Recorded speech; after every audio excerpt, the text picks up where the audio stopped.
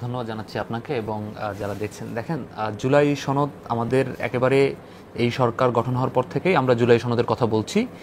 এখন জুলাই সনদের ব্যাপারে জাতীয় নাগরিক পার্টির আহ্বায়ক এবং জাতীয় নাগরিক পার্টির পক্ষ থেকে যেই কথাটা বলা হচ্ছে সেটি হলো যে জুলাই সনদ যদি আমাদের যে মৌলিক যে সংস্কারগুলোর প্রস্তাবনাগুলো যেগুলো নিয়ে ঐকমত্য কমিশনে আলোচনা হচ্ছে সেই প্রস্তাবনাগুলোর ব্যাপারে দেখা গেল যে মেজর 50টা প্রস্তাবনাতে একমত হওয়া গেল না, কিংবা হচ্ছে মেজর 50টা প্রস্তাবনা স্কিপ করে একটা জুলাই সনদ তৈরি করা হলো।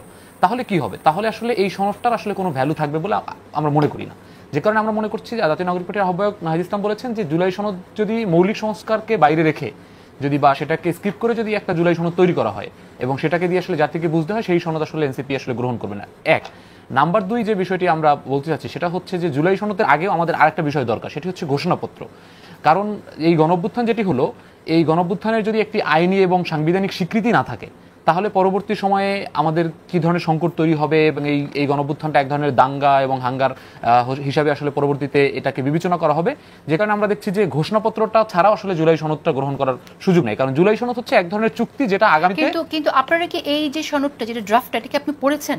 না, এটা আসলে যেই ড্রাফটটা এসেছে সেখানে কিন্তু এখন পর্যন্ত পুরো বিস্তারিত যে ইয়াগুলো দফাগুলো এবং যে চুক্তিগুলো যেগুলো বাস্তবায়ন করা হবে সেগুলো এখন কিন্তু পূর্ণাঙ্গভাবে নেই। না, পূর্ণাঙ্গভাবে সংস্কারের যে ডিটেইল বিষয়গুলো নিয়ে আমরা কথা বলছি, ৭০ ধারা নিয়ে কথা হয়েছে সংবিধানের, এর বাইরেও নির্বাচন কমিশন কিভাবে গঠন হবে সেই বিষয়গুলো এখানে নেই। কিন্তু আপনি যেটা বলছেন যে ঘোষণাপত্র, আমার তো মনে হয় যে এই জুলাই সনদের মধ্যে ঘোষণাপত্রে সে ধারণাটা ছিল না।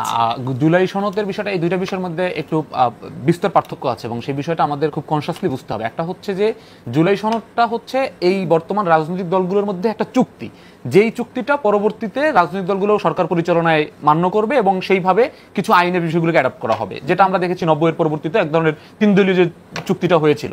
কিন্তু ঘোষণাপত্র যে বিষয়টা সেটি হচ্ছে আমাদের 5 আগস্টে যে 36 দিনের আন্দোলনের ফলাফলের মধ্য দিয়ে যে একটা অভ্যুত্থান ঘটেছে, ছাত্র জনতার অভ্যুত্থান, সেই অভ্যুত্থানের এক ধরনের স্বীকৃতি, এটা কিন্তু এই সনদের ভিতরে লেখা আছে, যেটাকে আমরা বলছি যে এইটাকে আলাদাভাবে ঘোষণাপত্র এটা সরকার অ্যানাউন্স করে এবং সেটাকে সংবিধানের অন্তত এনএক্সে সেটাকে ইনক্লুড করতে হবে, তাহলে এই গণঅভ্যুত্থানটা একটা সাংবিধানিক স্বীকৃতি পাবে। কিন্তু এটাকে যদি আমি ঘোষণাপত্রে বলি, কারণ এভাবে বললে তো 5 আগস্টের মধ্য দিয়ে যে সরকার শপথ করেছে তার মধ্যেও কিন্তু এক ধরনের ঘোষণা হয়েছে, এইভাবে নানাভাবে এটাকে এখন সংবিধানে এটা আপনারা কিভাবে ইনক্লুড করবেন? এখন তো সংবিধান নির্বাচিত সরকার নেই, তারপর আলটিমেটলি তো ইলেকশনের জন্য ওয়েট করতে হবে, সেটাও এখন এই গভর্নমেন্টের সেই প্রস্তাবনাটা তো রেখে যেতে হবে যে এটা হচ্ছে ঘোষণাপত্র।